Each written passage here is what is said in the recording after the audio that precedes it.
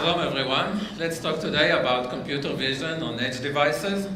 So vision is a primary feature for the smart devices that we are creating today. If we want the robot to look at us when we are speaking to it and it's speaking to us, if we want the last mile delivery robot not to hit anyone or anything, or the smart camera at home to be able to differentiate between a known and a stranger at the house, then these machines need to be able to see. And how hard can it be? I mean, every baby can find a person in the room, can identify a similar, a known face, a familiar face, or to be able to differentiate between a few objects.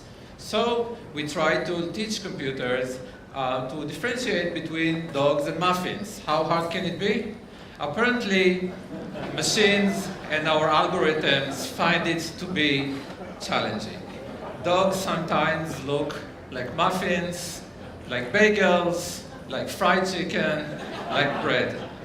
So it's far more challenging than we initially thought it's going to be, and it's also very hard for humans. It appears that half of our neural tissue is dedicated for vision.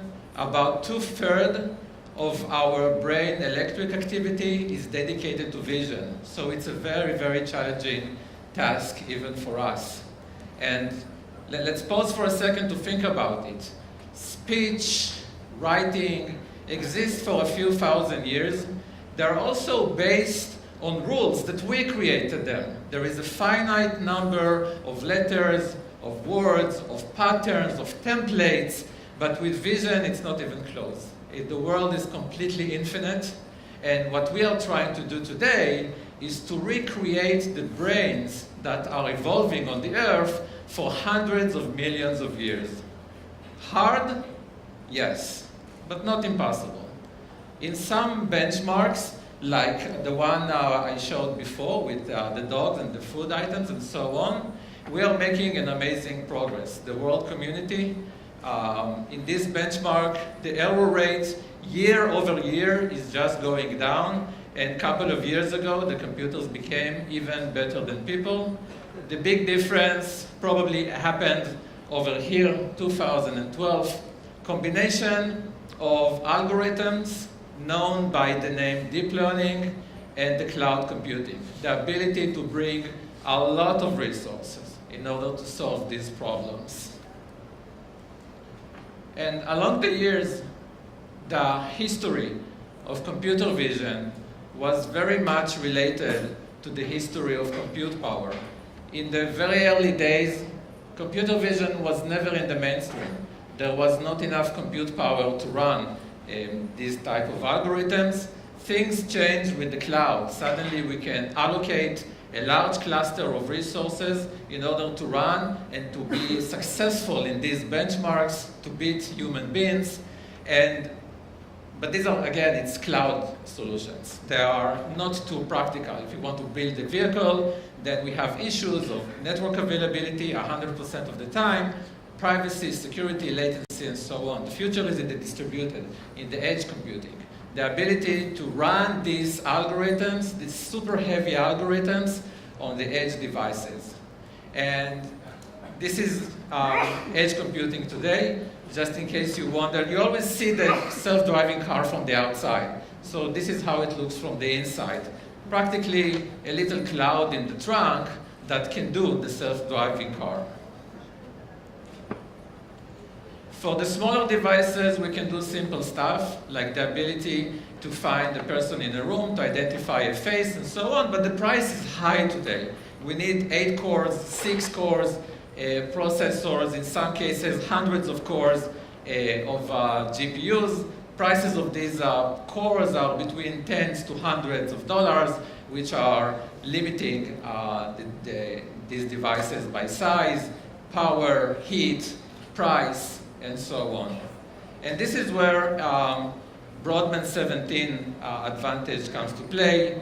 We developed a set of deep learning architecture that is achieving the same level of accuracy like the famous deep learning architectures, but it can run even on a Raspberry Pi.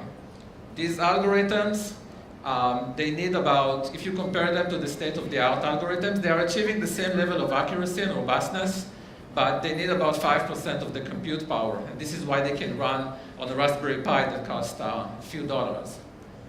They need about 1% of the model size. That means low memory consumption. That means a very easy over-the-air updates for devices. And you heard Yossi talking just a few minutes ago about the training. Our architecture needs about 8% of the training data in order to achieve the same level of accuracy. So that's a big advantage for developers. This means for the product managers, faster products to market. Just in a few words about the technology. So usually what companies and engineers are doing today, they are taking a very large network, a classification network, they train it, but it's too hard, it's too big, the network that eventually we are getting in order to run on edge devices. So we are starting to squeeze it, compress it, approximate it, retrain it, and so on. Eventually you get a small enough network that you can put on an edge device, but you're losing accuracy. So in our case, we created a deep learning architecture specially designed for object detection. It's small enough, you train it, and it's ready. So you're not losing any accuracy and robustness. Two verticals are interesting for us, cameras, automotive, mainly these two verticals. So here are a couple of use cases. In this project, or in this work, we're enabling deep learning for smart city applications for one of the largest companies in the field. We are going to give them deep learning algorithms that they are going to upgrade existing cameras. Cameras with processing power that is a few years old, already in the field, are good enough for our deep learning, so you can upgrade them without replacing hardware.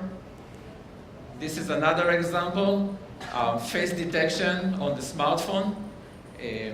Nothing new about that. They wanted to replace the existing traditional computer vision with deep learning. It's, again, better by far than what they have today, but the challenge was to use just one core out of the 8 cores inside the smartphone. We don't want, while people are taking pictures, the battery to be consumed too fast. And this is a very good example for our technology. One core inside the smartphone can run this face detection with faces down to 25 by 25 pixels. So basically our technology is giving the freedom or giving a choice to the product managers either to put cheaper processors inside the devices, or to keep the very good processors that they have today, but to do with them a lot more. Thank you.